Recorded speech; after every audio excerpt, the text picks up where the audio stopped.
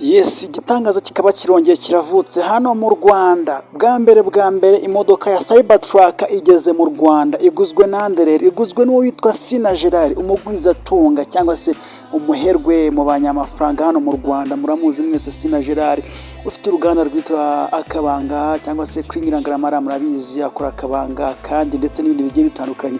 Uyu munsi akaba amaze kuba ageza mu Rwanda imodoka y'igikoko, imodoka y'igitangaza.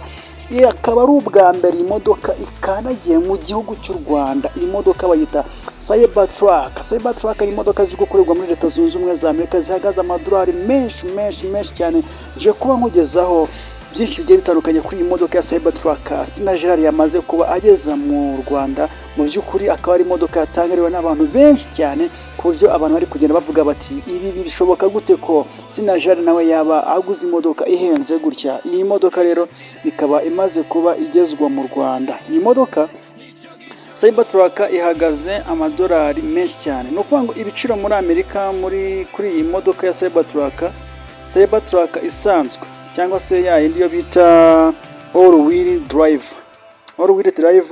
AWD ihagaze amadolari ibihumbi 79 n'amafaranga 990 by'idolari, cyangwa se ikaba ishobora kongera kuba yahagarara bitewe nanone n'agaciro kayo. Hari uburyo igiye bitandukanyemo, ikaba ihagaze ibihumbi 81 by'idolari n'amafaranga 985 miliyoni zikaba hafi 103,147 bitewe n'ihindagurika ry'ifaranga muri Leta Zunze Ubumwe za Amerika. Murumva rero iyi ni imodoka irenze, iri hejuru. Tekereza nawe miliyoni 103, hagati ya miliyoni 103 na miliyoni 147 z'amafaranga y'u Rwanda.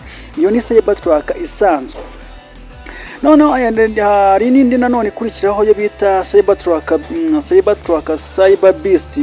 Ni imodoka ikomeye cyane, hafi iri kugura amadolari ibihumbi 100.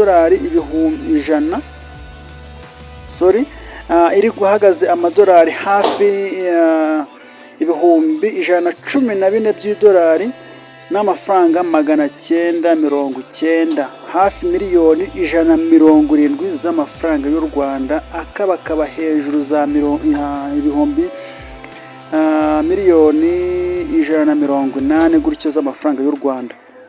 Rero ibi ni ibiciro by'imodoka bigiye bitandukanye. Hari n'ibiciro byagiye bisohoka mu minsi igiye itandukanye kuri isoko rya Amerika byerekeranye n'ibiciro bya Cybertruck. Rero iyi modoka ikaba yamaze kugera mu Rwanda.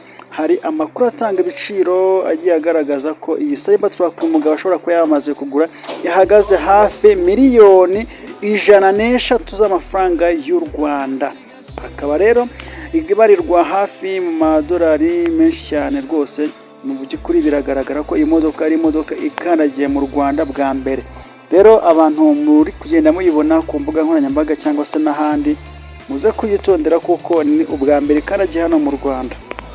Mu by'ukuri rero ibiciro by'izi modoka ngira ngo mumenye ko Cybertruck yasohotse bwa mbere muri uyu mwaka wa 2026. Urumva ikimara gusohoka, Sina Gerard yamaze kuyitereka hano mu Rwanda. Urabona bari kuyitaha, urabona ko yamaze kuhagera. Ibiciro rero birahari kuri all wheel drive AWD. Ababwiye ko ari hafi amadolari agera mu bihumbi 80. Hari n'indi yo bita Cyber Beast, yo bita Trimoto, ihagaze hafi amadolari 117, ibihumbi 117 by'idolari. Yo bita High Performance, imodoka ikaze cyane, ndende, nini kandi ishobora kugenda igihe gihagije, ifite umuvuduko udasanzwe. Rero reka dukomeze kwitegereza byinshi bigiye bitandukanye kuri iyi modoka ya Cybertruck AWD. Ihagaze hafi miliyoni zigera ku 103 n'amafaranga ibihumbi 451 by'amafaranga y'u Rwanda. Ndetse n'iyi ngiyi Cyber Beast yamaze kuba igera hano mu Rwanda. Reka mbashimire ko twabanye, reka mbashimire ko mwakurikiranye ikiganiro. Nk'ubu turakora subscribe kugira ngo dukomeze kugenda tubona mu biganiro byacu. Ukomeze kugenda ukora like, share kugira ngo urusheho kugenda utwongerera imbaraga mu byo dukora. Rero iki cyari ikiganiro kigaruka kuri iyi modoka yamaze kugera mu Rwanda hano kuri Nyirangarama cyangwa se kwa Sina Gerard umugwizatunga w'umunyarwanda.